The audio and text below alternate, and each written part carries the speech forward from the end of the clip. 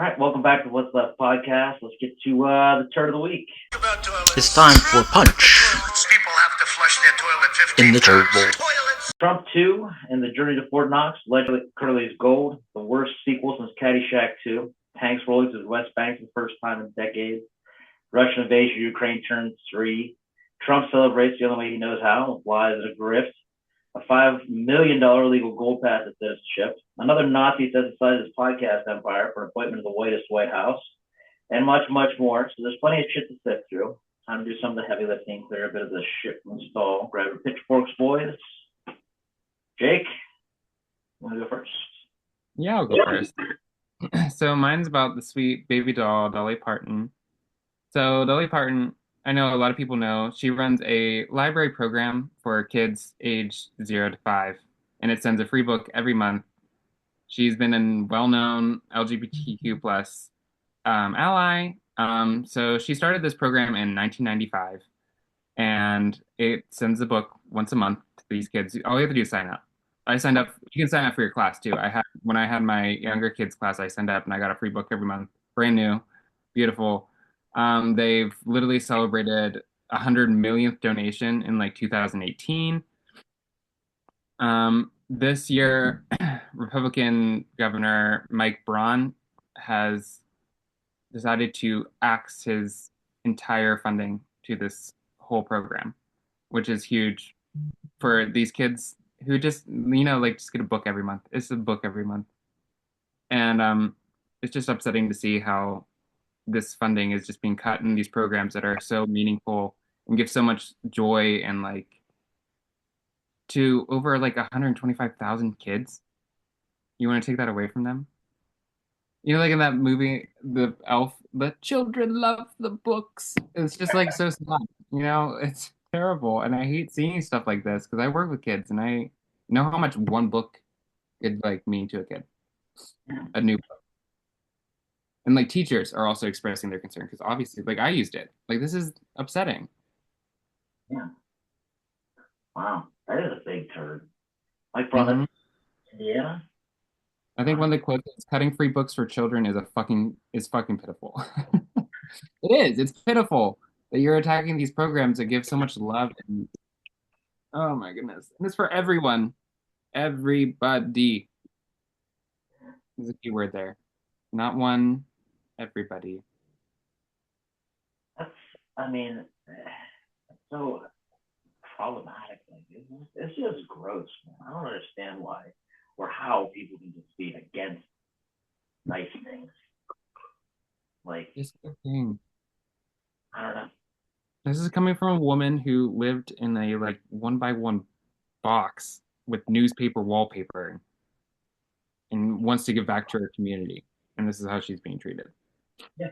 I mean, the whole fucking half of Congress is against education in general. I guess it shouldn't be all that surprising, but still when you see it in action, it's a little sad. They don't want to defund it because they can't read the books themselves.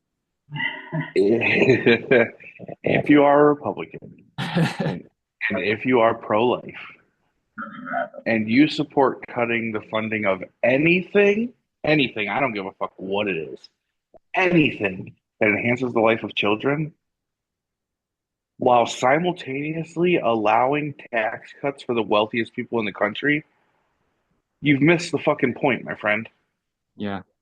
You missed the point. You missed the point. It's such a shame. People suck, man. Terrible. That's the point of being a human being. You missed the whole thing. Wow. Well, thanks, Jake. That one's they're trying to run away with this thing, aren't you? Well, if you ever read a book to a kid who's truly enjoyed it, you would understand the feeling of so many parents. It's ridiculous. I have you. Yeah. It's crazy. Yeah. One thing news. Yeah, I love it enough. Oh, God. Well, Brad, let's keep digging. What do you got? All right, so I kind of gone back and forth, but I think I'm going to go with the one that is that is most upsetting in terms of how the election played out, because there were people who would not vote the blue ticket because of their stance on Israel and Palestine, which I can commend because Netanyahu's a fucking psycho, and we shouldn't be helping Israel kill children. It's disgusting that we even talk about that. But that was their sole purpose for why they would not vote blue. That's why they didn't vote blue. And then Donald Trump posts a fucking AI video of Trump Gaza to his fucking social media. That's what he does. Of children running through destroyed cities and then stepping out into grandiose gold villages made in Trump Gaza. It is fucking crazy to me that he would do that. I've seen a couple videos on him making this post. I've seen the video. It's crazy to me that that's acceptable behavior from the president of the United States. Insane behavior. But also the fact that these people voted non-blue because of their stance on the Israel and Palestine situation, or Israel and Gaza, and now arguably the Republicans are worse, right? I mean, that's disgusting. It's disgusting. Yeah, that video is it's the worst thing that's ever been made. There is nothing in the world that's worse. Jake, have you seen it? I have not seen that video. No, It's disgusting. Are you aware of it? I'm not even aware. No. Okay, so maybe I'll describe it. Maybe I'll just play it on the thing. But it is it's a video of reimagining, basically looking out at the rubble of Gaza, and then it like sort of flashes into this dancy AI number about Like what Vegas looked like in the 90s. Oh, and the song is Trump Gaza number one, which is a nothing burger of a sentence. And what the song is Trump Gaza number one? Trump Gaza number one. That's the song. That's a song? Yeah, it's an AI generated. The whole thing is AI generated. Oh, okay. Yes, including a picture of shirtless Donald Trump and Vladimir Putin laying next to each other on a pool chair at a resort in the new Gaza. And oddly, they left Donald Trump a bloated whale of a human being and didn't bother to cut him down a pound or two. Definitely looks gross. But I don't know if you knew this part. This is what I wanted to throw in. I don't know. So in MAGA world, it was upsetting to them too. But That's what I wanted. That's what I wanted to point out too. Yeah. Yeah. Even on True Social, like when they were scrolling through the videos I saw were of the video and then people's reaction on True Social to it. And it was like, I've been a Trump supporter all three times, this, that, and the other. This is not the move. And the comment would get thousands of likes or something. And I imagine there's not too many bleeding heart liberals on True Social. I don't know. I've never been on it. But I imagine of those thousands of likes, there's not many bleeding heart liberals on there.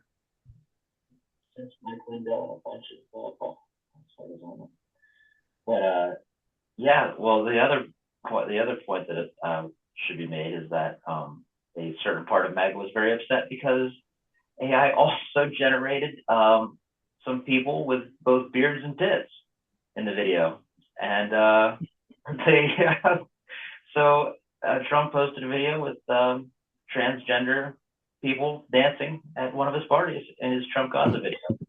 I don't know that anybody noticed or knew, but when I reposted the video on Threads, I put the fact that this is what upsets you about this video just shows how far off the fucking deep end you are. You missed the point. Oh yeah, you descended into a whole new level of just sheer evil. It's just evil. It's just evil. So yeah. So yeah, just the scumbaggery with the Trump Gaza stuff. The fact that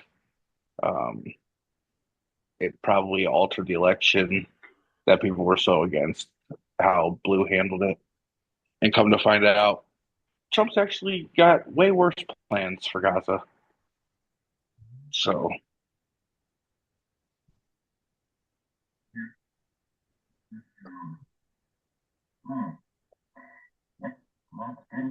it's a turd.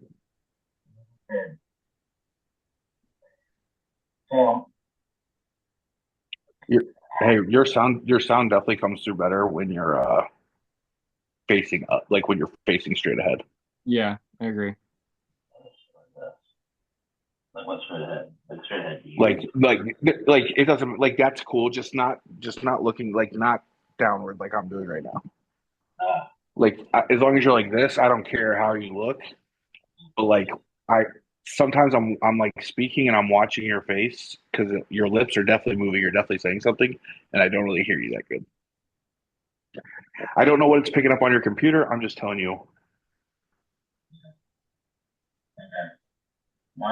My camera's dying, so let me finish this segment and grab a charger. All right, so look up. Yep.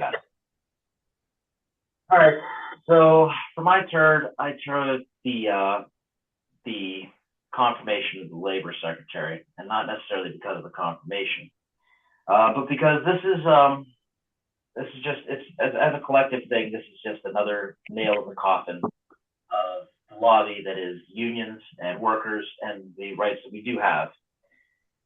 So for those who don't know, the person who Trump nominated to be the new Secretary of Labor was a favorite of Teamsters president Sean O'Brien, who spoke at the Republican National Convention, the first union leader to ever speak at a Republican event for clear and obvious reasons to anyone.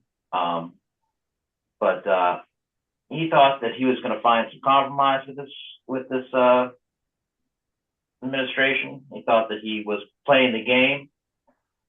He thought that he was doing something cute. He was too cute by half. Not only, so they did give him the person that he wanted, right? But she gets up there and she could have lied because they all do. They're getting confirmed. It makes no fucking difference what they say up there.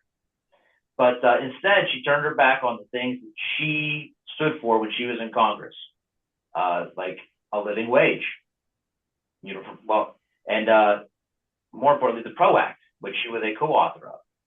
PRO Act making it easier to organize, create, and not bust unions, make it harder on companies to bust unions. The PRO Act is an extremely important piece of legislation for everyone. But that she also backed down on. She said that she was too truthful. She said that she would be a rubber stamp for the Trump administration, who also plans on, eliminating OSHA, things like that, cutting out Medicaid for people who work multiple part-time jobs.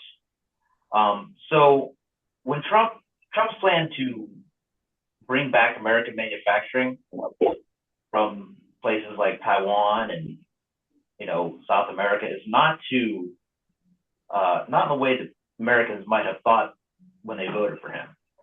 He's doing it by making the conditions of work in America so bad and the labor so cheap and the regulations so thin that it's basically a third world country. And that is how he plans to attract people to invest in this country. That's where he's pushing this thing. He's pushing to the point where, you have no right. And when he talks about his plan and his idea of the idyllic America, that was it. He talks about that up to 1913, the terrorists, the robber barons. there was a visceral reaction in this country. Things were there was a huge revolution, and things were put in place to make sure that this exact thing never happened again. And a big part of that was the labor movement. And now this whole thing, all of that fight, all of that thing, after all these years, is about to hit a hard reset. A hard reset. Bernie Sanders said it on the Senate floor today, and he could not possibly be more right. It doesn't matter who they confirm to what position, because the Secretary of Labor, Secretary of whatever, it's Elon Musk. That's the person running that department. And that is a man with a track record on labor that is beyond atrocious. I mean, his family comes, allegedly, from apartheid. They run diamond mines. I promise you, these people that work for them probably aren't, making a living wage on universal health care. That much I guarantee. So when you look at the track record of Tesla and all of his companies, it's also atrocious. Trump loved him. They bonded in a podcast over his firing of unionized employees trying to unionize.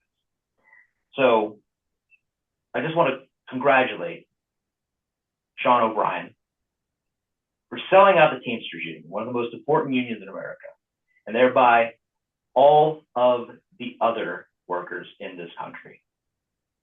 There are other things going on, and there are super serious things going on. But for me, coming from a blue-collar family, coming from Ohio, nothing hits closer to home for me than this. And I just could not take an opportunity to not pick this shirt up and just throw it into the air. Like, this is some real bullshit. This is some real bullshit. We are in trouble. And we are losing a lot of the powers that we have. But there is good news, I guess. Because, we can still impeach these motherfuckers. And hopefully this will teach people, remind people why we do things the way we do things. Why we have unions, why we have those rules, why we have those regulations, why we have protections in place, why we have the bureaucracy in general. It's not to make things annoying, it's to protect us from kings. That's the point. Sometimes it can get too big, and that's okay. Those conversations can be had. There's a way to do that. There's also means and a purpose to these things. And this is just not the way to do it. It's not the way to do it.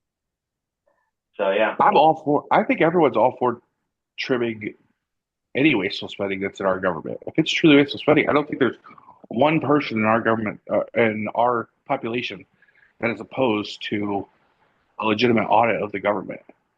I think the problem with that narrative is that it's been a talking point for decades, since, for years. And it's weird because, like, it became a talking point, shortly after we had a balanced budget. Like, all of a sudden now we had to cut things because we took our balanced budget and we gave tax breaks. That's what, if you remember that. Brad's old enough to remember. George W. Bush was known for giving people tax breaks. Like, that was what people, he gives us tax breaks. That's why people voted for him. It was one of the reasons. And that's when it started to become a problem. That's when we started cutting things, because we gave tax breaks, not because we couldn't afford things, but because we started giving tax breaks. So yes, there is some waste, fraud, and abuse, but over the years since then, they have installed inspectors general's rules, regulations. It's hard as fuck to get food stamps. They don't make a lot of mistakes at Social Security. They actually do a pretty fucking good job. Do a lot better than any private company does. So, it exists, and we all agree that it should be carefully regulated, watched. But not like this. This ain't it. This ain't it, Jack. This ain't it.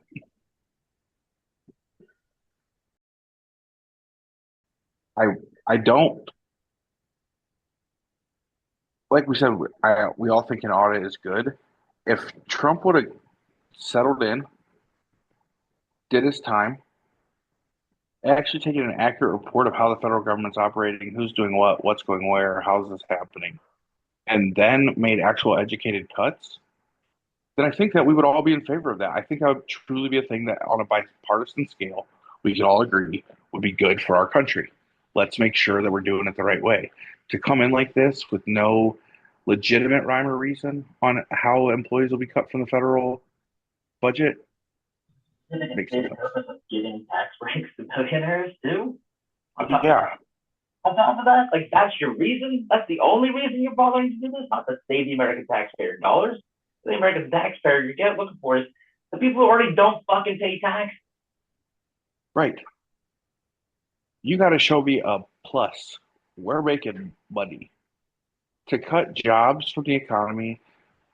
Just in how much money the national parks generate, as opposed to how much they cost. Nothing needs cut from there. Nothing needs cut from there. You're making 7, 8, 900% return on your money. What are you talking about? Is this related to the meme he tweeted, the SpongeBob one?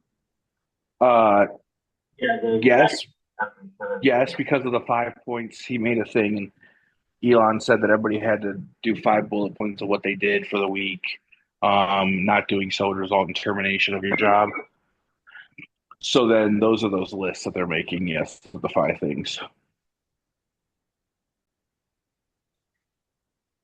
yeah. All right. So yeah, but yeah, I don't. If yeah, I want to see a surplus if you're gonna cut jobs of everyday Americans. Yeah. Because, and the thing is, when you create a job, you create a taxpayer. So, you know what I mean? Like it's never a complete loss. Never a complete loss. Never, never. You know what jobs? Like, do you have like a list of like what are the jobs at risk? So there's all maybe not every federal employee, but I think it's like 200,000 federal employees. I think is the number, give or take, that were in their probationary periods, from all different branches. Anybody involved in DEI sectors of the company or the program in which they work in. Um, yeah. So I have a cousin that works for the CDC, and she lost her job solely because she was in her probationary period. That was it. No, the only reason she just hadn't been there long enough, so she lost her job. Wow. A very real, a very real American. You want they're not making more money by working for the government. Right. Veterans jobs have been cut. Some people would answer the phones and say, the veteran suicide hotline gone. 14,000 or something like that. Veterans have been fired. It's an insane amount of veterans. I don't have the numbers in front of me. But they confronted Trump with the veterans numbers today. Yeah. Oh, we love our veterans. We keep a close eye on them. Oh, I think the number I saw was 30% of all federal government employees are veterans. That's not, I'm not saying that 30% of the people being fired are veterans. That's not what I'm saying at all. I'm just saying I believe that the federal government is made up of 30% veterans. yeah, no, it's absurd. These are people. If these people are Trump, the least you could do is give them a job afterwards. I mean, yeah. At least you could.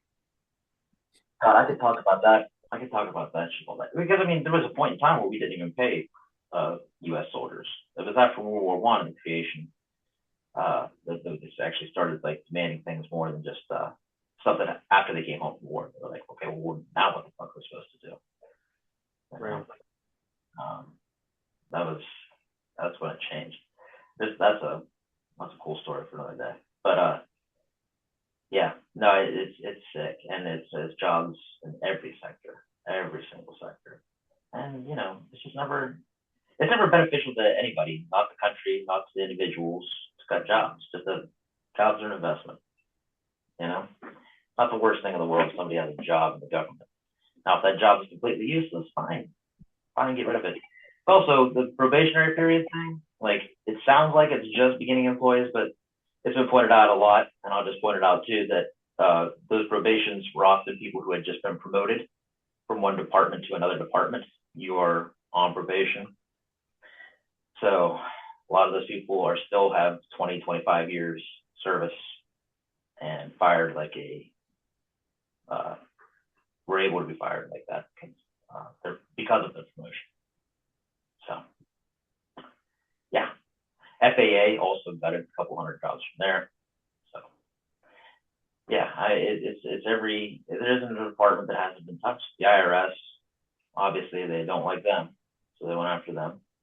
So, if you are slow getting your tax return this year, you know who to thank. Anyway, yeah, that's some shit, guys. That was a shitty segment. Thanks for that. Let's kick one more break, and then we'll come back and we'll talk a little bit more about some more stuff. Cool. Tell us about our sponsor, John. Well, our sponsor, we don't need a sponsor, but all these corporations are the problem anyway. You think I'll let you off the hook, Starbucks? Congratulations on being the model for exposing the lie that wage increases are related to price increases. You charge more and more for that diabetic slurry every week, but you continue to serve shit and pay shit despite showing record profit. Yet the only person getting a real raise is your brand new CEO. Keep your medium large cup of fucking road tar. America runs on hometown coffee shops. We'll be back.